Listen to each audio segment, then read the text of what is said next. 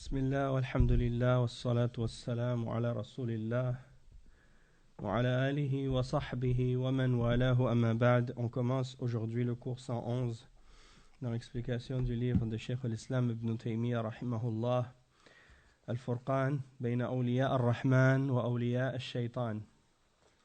Donc c'est-à-dire le discernement ou la distinction entre les serviteurs rapprochés d'Allah et les serviteurs du shaitan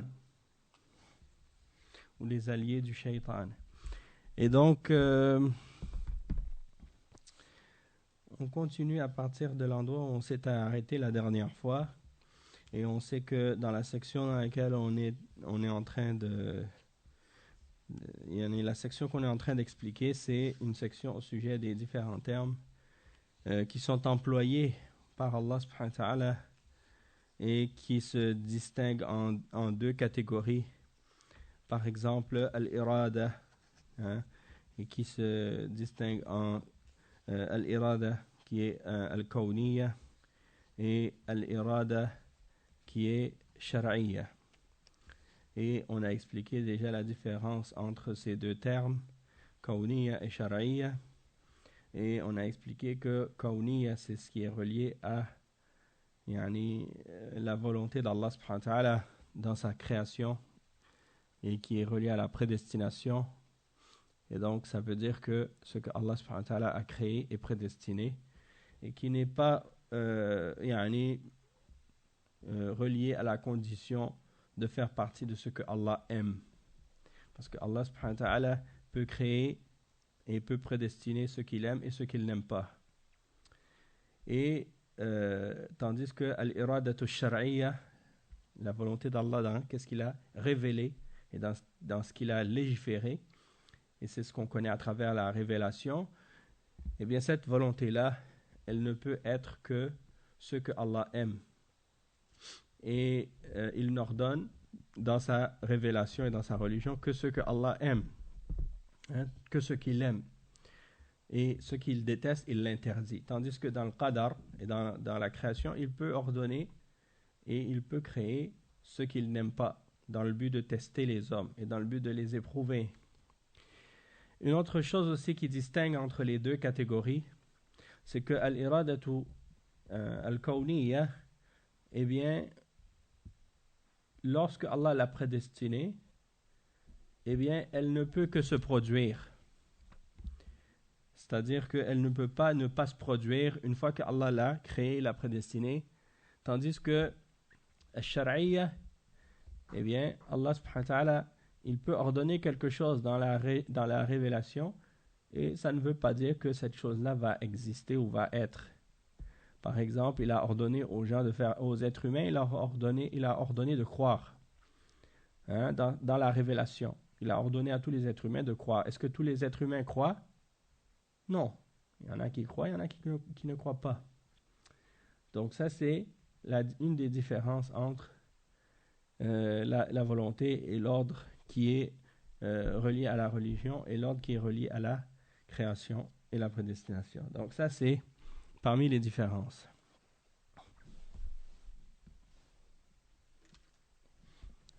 Naam. Ok, donc on est arrivé à un autre parmi les termes qui sont utilisés par Allah subhanahu wa ta'ala dans la révélation, et qui est le terme de al-idhnu. Al-idhnu. Al-idhn, ça veut dire en arabe la permission. Souvent quand on parle, on dit par exemple à propos de quelque chose bi-idhnillah. Bi-idhnillah, c'est-à-dire par la permission d'Allah. Et donc il faut savoir qu'il y a deux types de idhn. Il y a deux types de permission. Il y a la permission qui est kawniyya et il y a la permission qui est shar'iyya. La permission qui est kawniyya, c'est ce que Allah subhanahu wa ta'ala a permis, de se produire dans la création, parmi les choses qu'il a créées et parmi les choses qu'il a prédestinées. Et donc, parmi les choses qu'il a créées, parmi les choses qu'il a prédestinées, il peut y avoir dans la création des choses que Allah subhanahu wa ta'ala n'aime pas. Même qu'il peut permettre dans la création des choses qu'il a interdites dans la révélation. Hein? Et c'est là qu'il est important de faire la distinction entre les deux. Pourquoi? Parce que le fait que Allah subhanahu wa ta'ala ait permis à quelque chose d'interdit ou quelque chose de mauvais d'exister, ça ne veut pas dire qu'il l'a permis dans le sens ça ne veut pas dire que Allah subhanahu wa ta'ala l'a agréé ou est satisfait ou a aimé cette chose. D'accord? Et ça, c'est important de le comprendre parce que, comme on l'a dit pour certains des points précédents, eh bien, on peut le dire également à propos de al-idhn, c'est que le fait que, par exemple, certaines choses existent, ça ne veut pas dire que Allah subhanahu wa ta'ala aime cette chose. Et on a donné l'exemple plusieurs fois, déjà avec le porc, le fait que Allah subhanahu wa ta'ala a créé le porc, par exemple. Eh bien, malgré qu'il l'a créé, mais il l'a interdit. Wa alaykoum salam wa rahmatullah. Donc, ça ne veut pas dire que parce que Allah subhanahu wa ta'ala a créé une chose, que ça veut dire qu'il est satisfait ou qu'il aime cette chose. Par exemple, Allah subhanahu wa ta'ala a créé les raisins avec lesquels on fait de l'alcool. Il a créé aussi la canne à sucre, par exemple, avec lequel on fait de l'alcool aussi. Il a créé le riz avec lequel on fait de l'alcool. Donc, avec les choses que Allah subhanahu wa ta'ala a créées, on peut faire des choses qu'il aime et on peut faire des choses qu'il n'aime pas aussi. Et le fait que Allah subhanahu wa ta'ala a créé cette chose-là, et le fait que Allah subhanahu wa ta'ala ait permis que cette chose-là, par exemple, devienne fermentée et qu'elle puisse enivrer, eh bien, ça ne veut pas dire qu'il l'a aimé et il a permis cette chose-là à ses serviteurs. Et la preuve qu'il l'a interdit, c'est par rapport à la révélation et qu'est-ce qu'il a révélé à ce sujet dans sa révélation par l'intermédiaire de ses messagers et de ses prophètes. Et c'est ainsi qu'on sait ce que Allah aime et ce qu'il n'aime pas. D'accord? Et aussi, il y a le fait que, par exemple, l'autre jour, j'entendais certains parmi les kuffars qui disaient, par exemple, le fait que quelqu'un soit homosexuel. Ils disent si quelqu'un est homosexuel, ça veut dire que le fait que Allah m'ait créé comme ça veut dire que c'est quelque chose qui doit être accepté. C'est quelque chose qui est bien, parce que Allah l'a créé. Si ce n'était pas bien, eh bien, ça n'existerait pas. Eh bien, ça aussi, encore une fois, c'est un faux argument. Puisque Allah subhanahu wa ta'ala, ce n'est pas tout ce qu'il a créé qu'il aime. Il a créé certaines choses dans le but d'éprouver les hommes. Et ça ne veut pas dire que quelqu'un, par exemple, il a une tentation ou un désir. Parmi les tentations et les désirs qui font partie des passions illicites et des désirs illicites, que quelqu'un il ressent ça en lui-même, que ça veut dire que, par conséquent, ce désir ou cette tentation ou cette attirance, elle est acceptable ou permise en islam. Donc ça, c'est très important de comprendre cet aspect-là.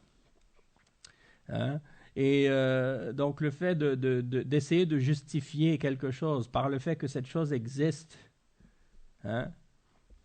ou par le fait que, par exemple, certains parmi ces gens-là qui disent, par exemple, qu'ils ne croient pas en Dieu parce que, justement, ils ont ces tendances ou ces penchants ou ces attirances qui sont illicites ou interdites par Allah. Donc ils disent, si ces choses-là existent, et que quelqu'un a ces attirances-là, donc ça veut dire que si Dieu les a interdits, ça veut dire qu'il est contre moi. Non, il n'est pas contre toi, il est contre ce qui est mauvais, ce qui est perversité, ce qui est désir ou tentation illicite.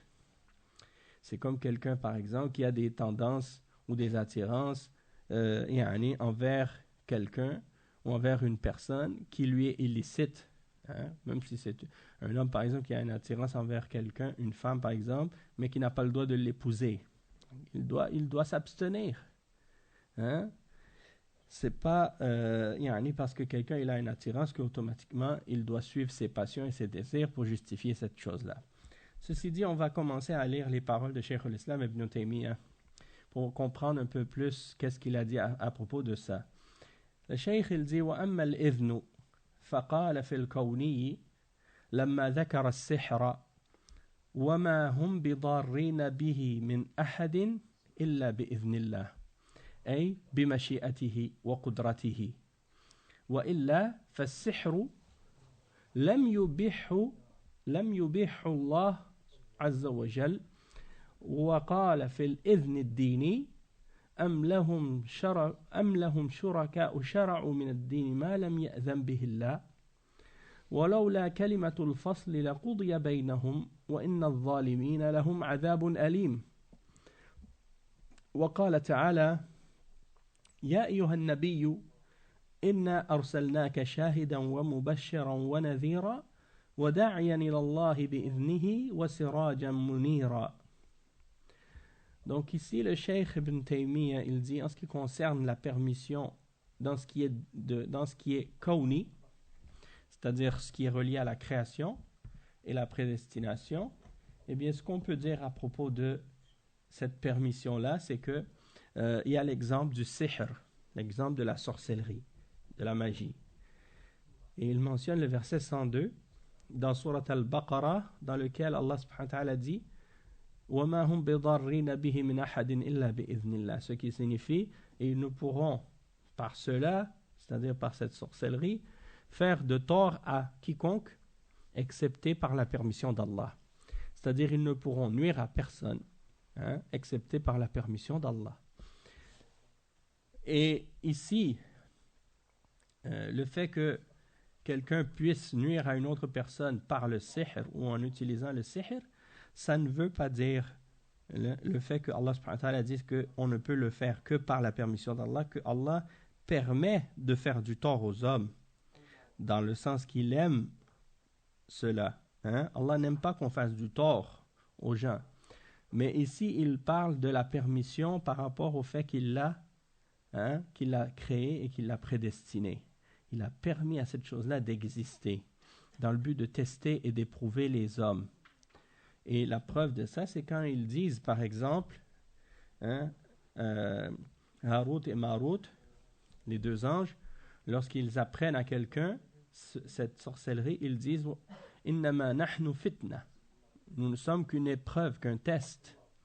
Fala takfur. Alors ne tombe pas dans la mécréance en apprenant cela. Donc c'est la preuve que c'est une épreuve et un test. Et ça, c'est la sagesse derrière. Ensuite, le Cheikh Al-Fawzan, il fait un commentaire. Parce que quand il dit ici, Cheikh Ibn Taymiyyah, quand il dit que Allah subhanahu wa ta'ala dit excepté par la permission d'Allah, c'est-à-dire bimashi'atihi wa qudratihi, c'est-à-dire par sa volonté et par sa toute puissance. Parce que personne ne peut te faire du tort excepté par la permission d'Allah. Et ça, c'est quelque chose qui amène le serviteur à mettre sa confiance en Allah subhanahu wa ta'ala et à ne pas craindre les sorciers et les magiciens, ou de ne pas craindre par exemple le ghaib ou les djinns parmi les créatures, mais de craindre uniquement Allah subhanahu wa ta'ala et de savoir que même si quelqu'un essaie de nous faire du tort en utilisant de la sorcellerie ou du sihr ou n'importe quelle autre chose, eh bien ils ne peuvent nous faire que ce que Allah a écrit pour nous et ce que Allah a prédestiné pour nous. Donc nous devons mettre notre confiance en Allah subhanahu wa ta'ala et prendre les causes en suivant ce qu'il nous a ordonné de faire par rapport à ces choses-là. Maintenant, Cheikh Al-Fawzan, il dit وَمَا هُمْ أي السحرة وما هم بضارين به من أحد أي بالسحر والسحر يضر إما بالقتل وإما بالمرض فهو يضر نسأل الله العافية وهو من عمل الشياطين ولكنه لا يضر أحدا إلا بإذن الله إذن الله وقدره الكوني فلا يمكن للسحرة أن يتسلطوا على أحد ويؤذوه بسحرهم إلا بقضاء الله وقدره فعلى المسلم أن يتوكل على الله ويستعيذ بالله من السحرة ومن غيرهم والشاهد من الآية إلا بإذن الله أي إذنه الكوني وإلا فإن الله لا يأذن بالسحر شرعا بل ينكره سبحانه وتعالى ويكفر من فعله أو يكفر من فعله وإنما هذا إذن كوني قدري فإذا قدر الله أن السحر يضر وقع الضرر منه وهذا يستدعي من العبد أن يلجأ إلى الله وأن يستعيذ به من السحرة وغيرهم. Donc le cheikh il dit et ils ne peuvent te faire, c'est-à-dire ils ne peuvent faire, c'est-à-dire les sorciers, du tort à quiconque en utilisant la sorcellerie, parce que la sorcellerie c'est quelque chose qui peut faire du tort, soit causer la mort, soit causer la maladie, ou des choses de ce genre. On demande à Allah qu'il nous épargne de ça. Et il dit, et ça fait partie du travail des shayatin, du travail des diables. Sauf que il ne peut nuire, le sorcier ne peut nuire par sa sorcellerie, excepté par la permission d'Allah. C'est-à-dire la permission dans le fait de ce qu'il a prédestiné et de ce qu'il a créé. Donc il n'est pas possible plutôt à un sorcier de faire du tort à quelqu'un ou de lui faire mal avec sa sorcellerie, excepté selon ce que Allah a prédestiné et décrété pour cette personne.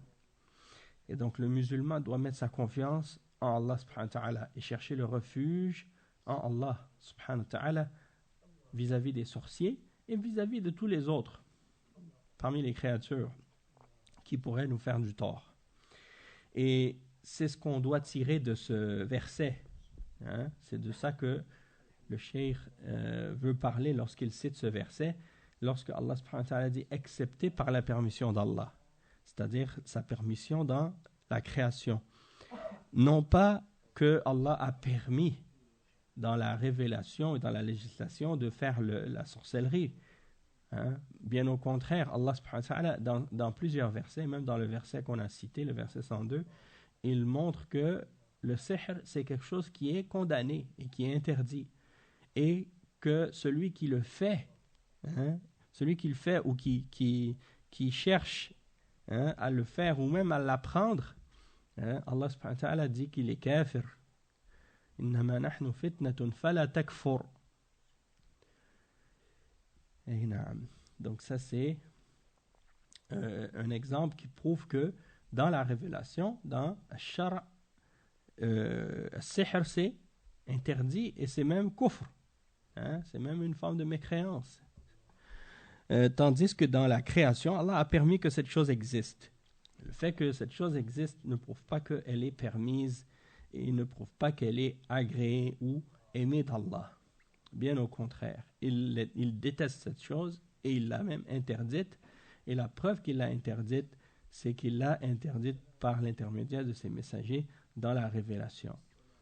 Et donc le cheikh il dit, et si Allah subhanahu wa ta'ala a prédestiné pour quelqu'un que la sorcellerie va lui faire du tort, et que le tort se produit effectivement de cette sorcellerie-là, et donc ça devrait appeler le serviteur à chercher la protection en Allah et à se réfugier en Allah subhanahu wa ta'ala pour se protéger des sorciers et pour se protéger des autres qui veulent lui faire du tort aussi. C'est-à-dire que tu dois chercher à te préserver et à te protéger des sorciers de la même manière que tu te protèges, que tu cherches la protection d'Allah contre quelqu'un qui veut t'agresser physiquement, ou te faire un mal quelconque.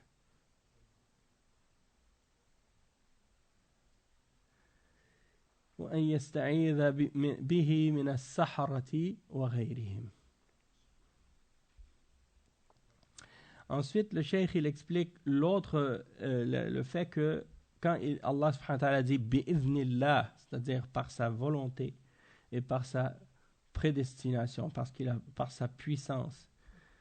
Le cheikh Al-Fawzan il dit وَأَمَّا وَمَا هُمْ يعني فَلَا يَسْتَطِيعُونَ أَنْ يَضُرُّوا أَحَدًا إذا لم يعني يقدر الله الضرر فهو الذي يسلط السحرة وغيرهم لحكمة منه سبحانه وتعالى يبتلي بها العباد أو جزاء على سيئاتهم وما أصابكم من مصيبة فبما كسبت أيديكم فقد يسلط الله السحرة على إنسان بسبب ظلمه ومعصيته لله عز وجل. Donc le cheikh il dit donc que les sorciers ne peuvent faire du tort à quelqu'un excepté par la permission d'Allah. C'est-à-dire, ils ne peuvent faire du tort à quelqu'un que si Allah a prédestiné ce mal ou ce tort à la personne.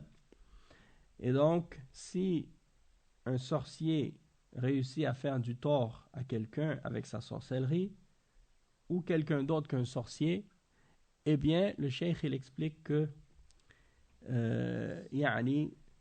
c'est à cause d'une sagesse qu'il y a dans ça. Allah subhanahu wa ta'ala, il a prédestiné cette chose-là parce qu'il y a dans cela une sagesse et il veut tester et éprouver ses serviteurs par cette épreuve-là. Ou parfois, c'est à cause de certains péchés que le serviteur a commis et donc Allah subhanahu wa ta'ala veut le punir de ces péchés-là et même parfois aussi le purifier de ces péchés-là par cette épreuve. Et comme Allah subhanahu wa ta'ala dit dans le verset 30 dans Surat Ash-Shura, il n'y a pas un malheur qui vous touche excepté que c'est à cause de ce que vos mains ont acquise.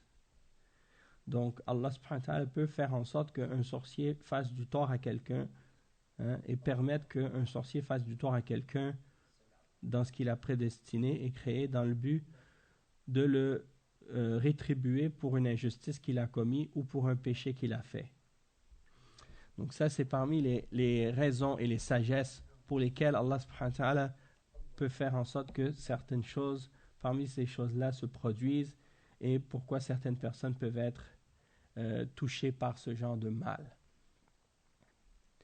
Ensuite, Cheikh al-Islam ibn Taymiyyah il dit wa illa fas-sihru lam yubihhu Allah azza wa jal wa qala fil idhn ad-dini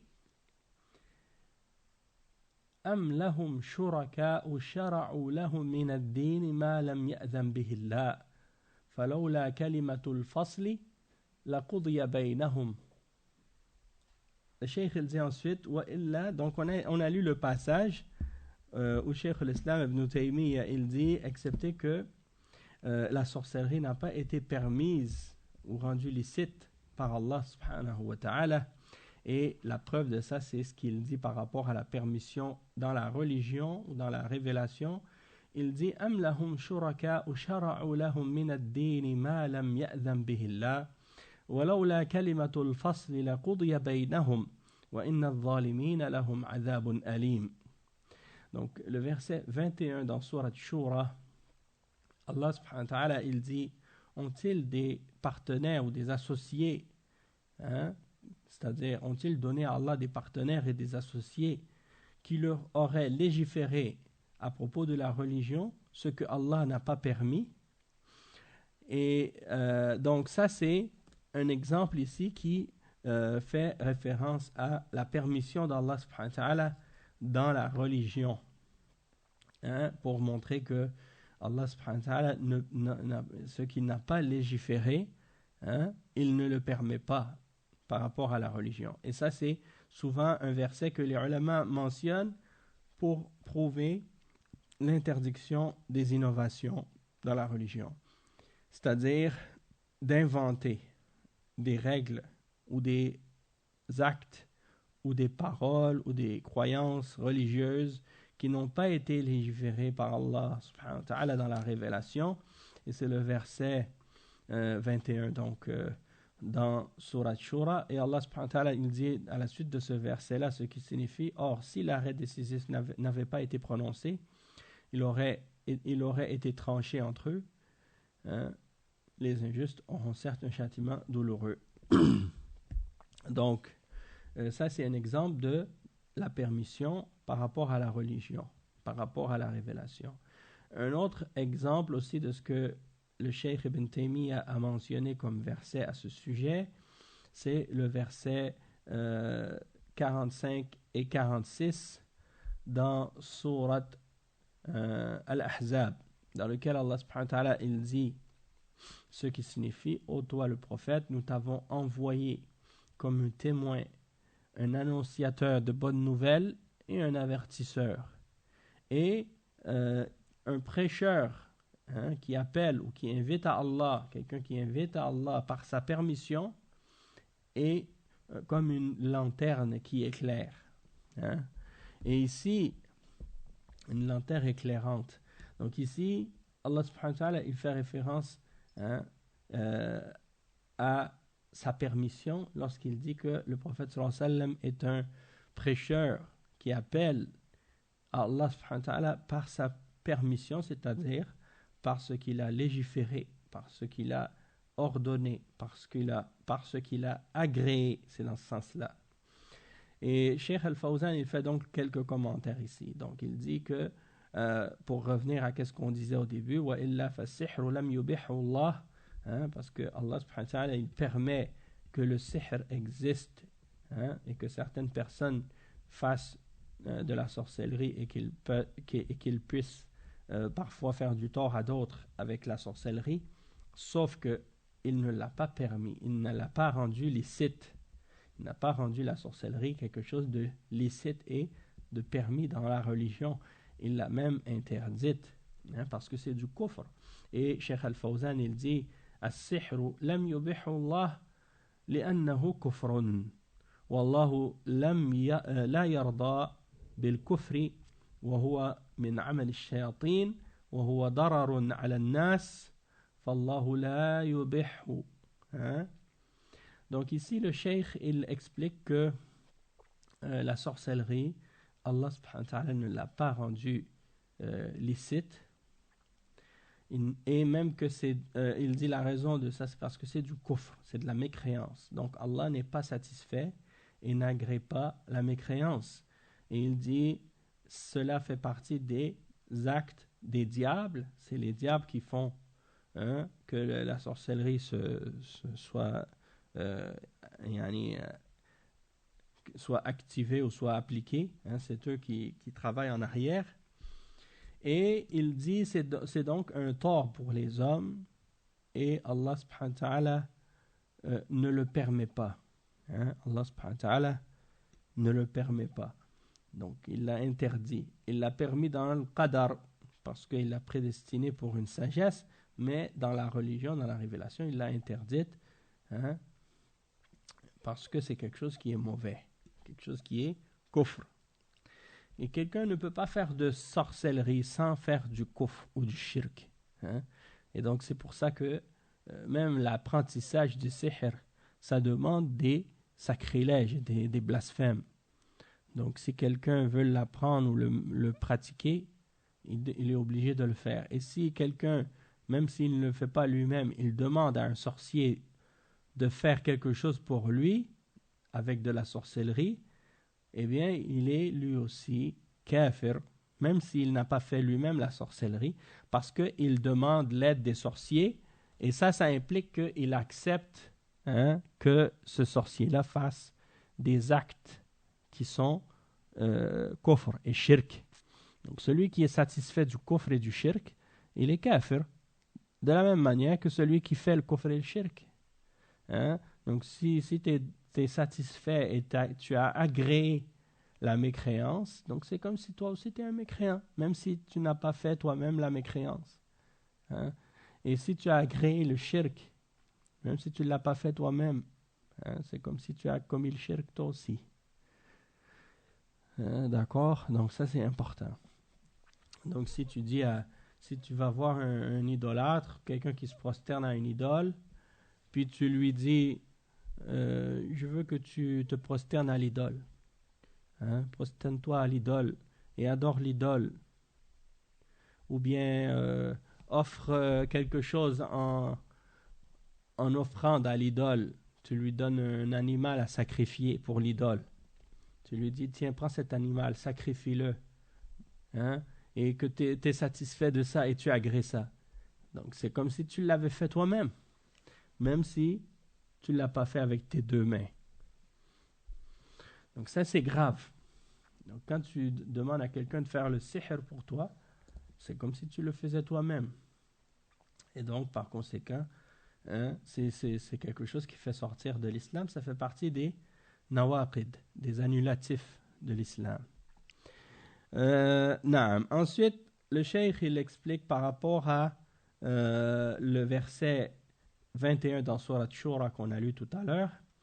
Et Cheikh Al-Fawzan il dit يعني ما لم يأذن ما لم يشرع ما لم يشرعه الله ما لم يشرعه الله فالإذن يكون شرعيا كما أنه يكون قدريا أم لهم شركاء شرعوا لهم من الدين ما لم يأذن به الله هذا في الذين يحللون ويحرمون بدون دليل من كتاب الله أو من سنة رسوله صلى الله عليه وسلم فهؤلاء شرعوا للناس شرعا لم يشرعه الله ولم يأذن به الله وقالوا على الله بغير علم.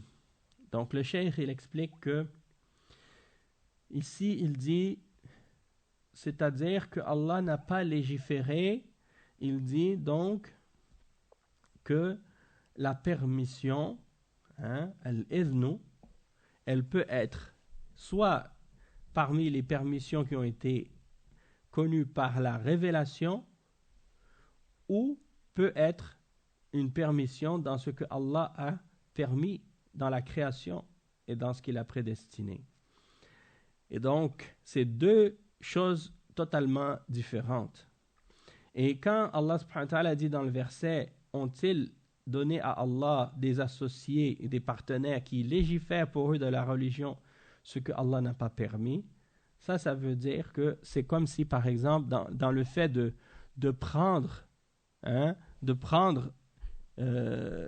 quelqu'un dans la religion que tu suis et qui va te rendre licite ce que Allah a interdit ou qui va te rendre interdit ou illicite ce que Allah a permis, ou bien qui va t'ordonner de faire des choses dans la religion en te disant que ces choses-là sont en accord avec la religion et qu'elles font partie de la religion, alors qu'en réalité il n'y a aucune preuve qui les supporte et elles n'ont pas été révélées.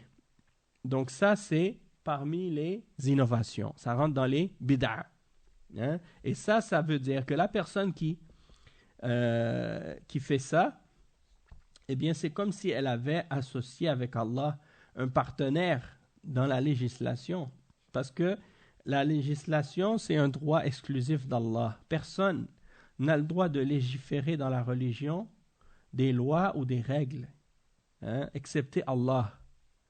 Et le messager, il légifère ou bien il fait la transmission des règles de la révélation d'Allah. Donc d'obéir au messager, ça fait partie de l'obéissance à Allah. Et quand le messager légifère dans la religion, c'est par rapport à ce que Allah lui ordonne. Donc c'est le seul parmi les créatures qui peut légiférer des règles et des lois dans la religion. Mais en dehors du messager, personne parmi les êtres humains n'a le droit de légiférer quoi que ce soit en ce qui concerne l'adoration et les règles religieuses ou les pratiques et les principes de la religion. Sinon, ça veut dire qu'on a pris cette personne-là comme un associé, un partenaire avec Allah, qui légifère pour les hommes des choses religieuses que Allah n'a pas permises. Donc ça rentre dans le shirk aussi. Donc la bid'a, il y a une part de shirk dans la bid'a aussi. Si quelqu'un fait des innovations, c'est comme si, ou bien s'il suit des innovateurs, c'est comme s'il les prenait comme des législateurs en dehors d'Allah. Et c'est ce que le Cheikh Al-Fawzan explique ici quand il dit que ça c'est pour ceux qui rendent halal et qui rendent haram sans preuve du Coran ou de la sunna du messager sallallahu alayhi wa sallam. Donc ceux-là, ils légifèrent pour les hommes une législation que Allah n'a pas légiférée et que Allah n'a pas permise. Et donc par conséquent, ils disent des choses à propos d'Allah sans science. Et le cheikh il dit ensuite, Et le prophète sallallahu alayhi wa sallam, Allah subhanahu wa ta'ala dit à son prophète, nous t'avons certes envoyé. Hein? Et il dit, Inna arsalnaka, هذه شهادة للرسول صلى الله عليه وسلم بالرسالة شهادة من الله عز وجل أن الله أرسله إنا أرسلناك شاهدا شاهدا على هذه الأمة فكيف إذا جئنا من كل أمة بشهيد وجئنا بك على هؤلاء شهيدا على هذه الأمة فكل أمة يوم القيامة يشهد عليها نبيها أنه قد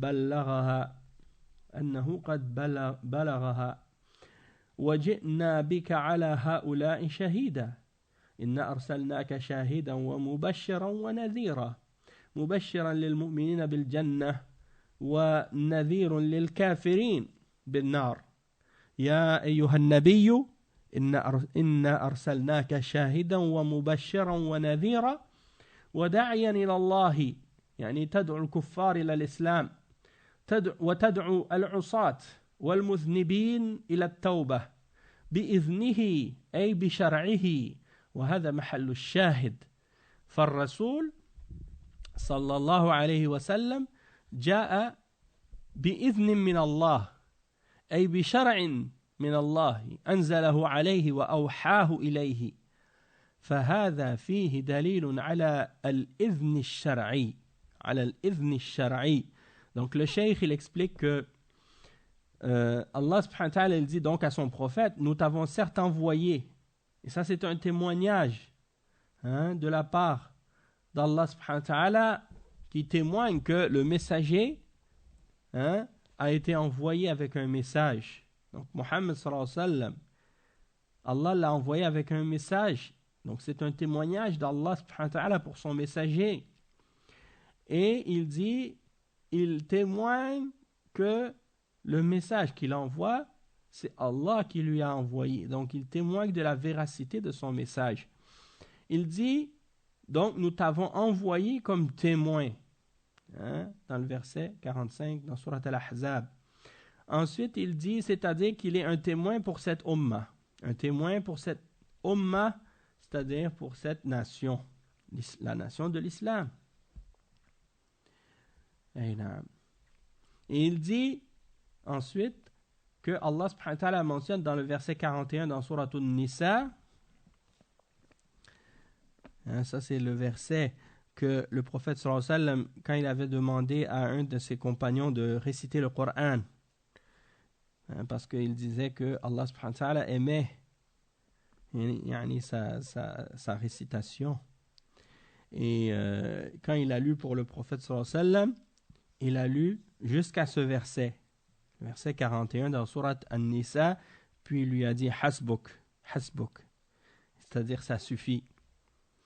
Et le sahabi a dit, j'ai vu les larmes dans les yeux du prophète sallallahu alayhi wa sallam à ce moment-là. C'est le verset suivant qui dit ce qui signifie, comment seront-ils quand nous ferons venir de chaque communauté un témoin et que nous te ferons venir, ô Muhammad, comme témoin contre ces gens-ci. Donc le prophète sallallahu alayhi wa sallam sera un témoin contre cette ummah. Et chaque ummah, chaque nation, au jour de la résurrection, eh bien, elle aura son prophète pour témoigner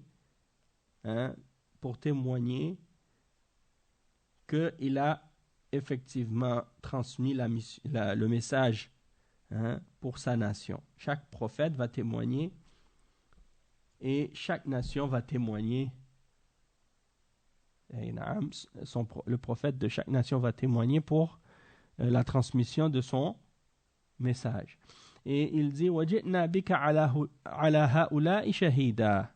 Et nous allons te faire venir comme témoin pour ceux-là, c'est-à-dire pour cette ummah, la ummah de l'islam. Et il dit dans le verset 45 qu'on était en train d'expliquer, nous t'avons envoyé comme un témoin, un annonciateur d'une bonne nouvelle et un avertisseur. Et le cheikh il dit, c'est-à-dire un avertisseur, un annonciateur d'une bonne nouvelle pour les croyants, c'est-à-dire par rapport au paradis, qui est la bonne nouvelle, et un avertisseur pour les non-croyants, de l'enfer qui a été préparé pour eux. Donc, il dit, le cheikh, tu vas donc inviter à Allah, c'est-à-dire tu vas inviter les kuffars à l'islam, et tu vas appeler les pécheurs parmi les musulmans, et ceux qui font des péchés, tu vas les appeler à se repentir. Bi'iznihi, par sa permission. Ay, bishar'ihi. Ici, en réalité, sa permission, ça veut dire par sa révélation. Tu appelles par sa révélation, par sa législation. Et c'est ça, en fait, qu'on veut prouver, qu'on veut établir dans ce point-là, parce qu'on essaie d'expliquer que il y a al-izn al-kawni ou al-izn al-shar'i. Et ici, on mentionne al-izn al-shar'i, c'est-à-dire quand Allah dit que le prophète sallallahu alayhi wa sallam, c'est quelqu'un qui invite à Allah par sa permission, c'est-à-dire par sa révélation, selon sa révélation et selon sa religion, selon ce qu'il a ordonné dans sa religion. C'est la preuve qu'il a agréé la da'wa du prophète sallallahu alayhi wa sallam, et qu'il l'accepte et qu'il l'aime. Donc il dit, le cheikh, que le messager, il est envoyé par la permission d'Allah, c'est-à-dire par la législation d'Allah. Et il vient avec ce que Allah lui a révélé. Et il lui révèle sa religion. Ça, c'est la preuve à propos donc de la permission, qui est la permission dans ce qui est légiféré. Donc, il y a aussi deux autres versets que le Cheikh Ibn Taymiyyah a cités. On va lire ces deux versets, puis on va s'arrêter après. C'est le verset 64 dans Surat An-Nisa, dans lequel Allah subhanahu wa ta'ala dit وَقَالَ تَعَالَى وَمَا أَرْسَلْنَا مِن رَسُولٍ إِلَّا لِيُطَاعَ بِإِذْنِ اللَّهِ. Et le verset 5 dans Surat Al-Hashr, dans lequel Allah subhanahu wa ta'ala dit وَمَا قَطَعْتُم مِّن لِينَةٍ أَوْ تَرَكْتُمُوهَا قَائِمَةً على أصولها فبإذن الله وليخزي الفاسقين. Donc ici le cheikh, il a cité ces deux versets là. Le premier verset, Allah subhanahu wa ta'ala, il dit, nous n'avons envoyé de messager excepté pour qu'il soit obéi par la permission d'Allah, c'est-à-dire selon la révélation d'Allah, selon la législation d'Allah, selon ce que Allah a ordonné dans sa révélation. Et le Cheikh Al-Fawzan, il explique ce verset en disant عموم الرسل من أولهم إلى آخرهم ما أرسلهم الله إلا لأجل أن يطاعوا من أجل أن يطاعوا pour qu'ils soient obéis لأن من أطاعهم فقد أطاع الله ومن يطيع الرسول فقد أطاع الله فما أرسلهم إلا لأجل أن يطاعوا بإذن الله أي بشرعه سبحانه وتعالى وما أرسلنا من رسول إلا ليطاع بإذن الله أي بشرعه وهذا محل الشاهد فدل على أن الإذن يكون شرعيا كما أنه يكون قدريا. Donc ici le cheikh il dit donc que Allah subhanahu wa ta'ala, il n'a envoyé ses messagers que pour qu'ils soient obéis par sa permission, c'est-à-dire selon sa révélation. Et il dit parce que celui qui obéit au messager, il a obéi certes à Allah, comme Allah il le dit dans le verset 80 dans Surat An-Nisa, et quiconque obéit au messager a certes obéi à Allah. Et il dit donc, il ne les a envoyés que pour qu'ils soient obéis par la permission d'Allah, c'est-à-dire par sa révélation. Et ça c'est la preuve qu'en même temps, quand il dit par la permission d'Allah, ça ne veut pas dire dans le qadar, parce que, bien entendu, parmi les êtres humains, il y en a qui obéissent au messager et il y en a qui refusent d'obéir au messager. Donc ici, il s'agit de la législation, de la révélation que Allah subhanahu wa ta'ala a ordonné aux croyants d'obéir au messager. Donc ils n'ont été envoyés que pour être obéis. mais par la permission d'Allah, c'est-à-dire par la révélation d'Allah, par la législation, selon ce qu'Allah a légiféré. Et dans l'autre verset, ou bien dans la suite du verset, l'explication, il dit le cheikh, c'est-à-dire selon ce qu'il a légiféré, c'est ça la preuve de ce verset-là, du fait que dans la permission, quand on parle de la permission d'Allah, il y a la permission qui est légiférée par rapport à la révélation et la législation, et il y a la permission qui est dans la prédestination et la création.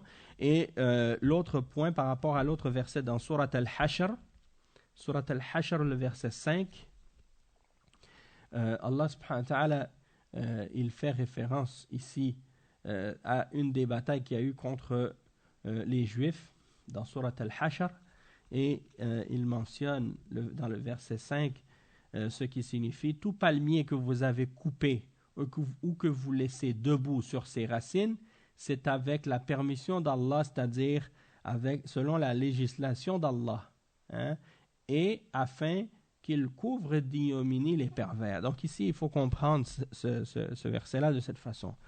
Et le cheikh, il explique ce verset, il dit وَفِي غَزْوَةِ بَنِي النَّضِيرِ أَنَّ الرَّسُولِ صلى الله عليه وسلم غزاهم في مكانهم هو وصحابته الكرام وحاصروهم وقطعوا بعض النخيل نكاية بهم فقال عز وجل ما قطعتم من لينة أو تركتموها قائمة أي من نخلة أو تركتموها قائمة على أصولها أي بشرعه أو تركتموها قائمة على أصولها فبإذن الله أي بشرعه وأن الله أذن لكم بذلك وشرع لكم النكاية باليهود. Donc ici le cheikh il dit que ça c'était dans la bataille contre les juifs de Bani Nadir, hein, et lorsque le messager sallallahu alayhi wa sallam les a combattus, hein, l'endroit chez eux, c'est-à-dire est allé les combattre là où ils étaient, lui ainsi que ses compagnons, et donc ils les ont assiégés et ils ont coupé certains des palmiers qu'ils avaient dans leur palmeraie pour les punir.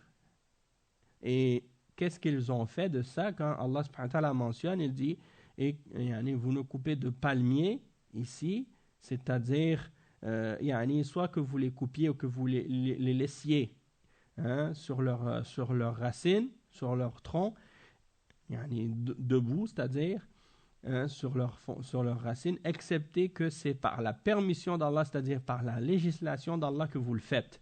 C'est-à-dire que vous faites uniquement ce qui est permis par Allah par rapport à ce qu'il a légiféré, et il a légiféré ici de le faire pour punir, hein, l'ennemi, pour punir l'ennemi et pour faire du tort à l'ennemi. Puisque c'est une situation de guerre. Donc la situation de guerre, c'est pas la même chose que la situation de paix.